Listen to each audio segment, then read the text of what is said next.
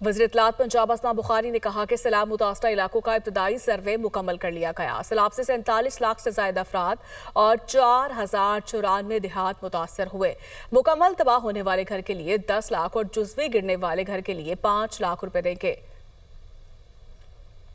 جو ہمارا ابتدائی سروے ہیں وہ کمپلیٹ کر لیے گئے ہیں۔ مجموعی طور پر 4794 موضع جات جو ہیں جو اس سے متاثر ہوئے تھے، جس میں متاثرہ آبادی کی تعداد جو ہے 47 لاکھ اور 23,000 تک پہنچ گئی ہے۔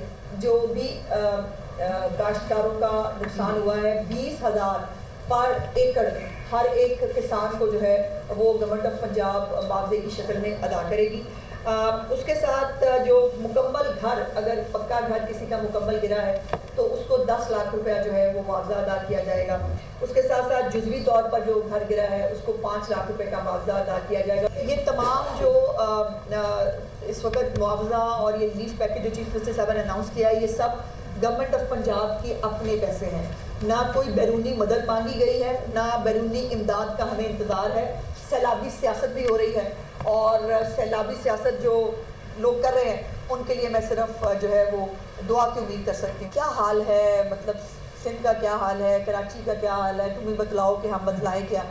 اور شجیع میمن صاحب کو جو ہے وہ ہر وقت ہمیں بھاشن دینے کا شوق ہے۔ جو سیلاب پچھلی دفعہ سندھ میں آیا تھا، پھر آپ نے تیاری کیوں نہیں کی تھی؟ ابھی بھی وہاں پر پوری طرح سیٹلمنٹ نہیں ہو سکی ہے۔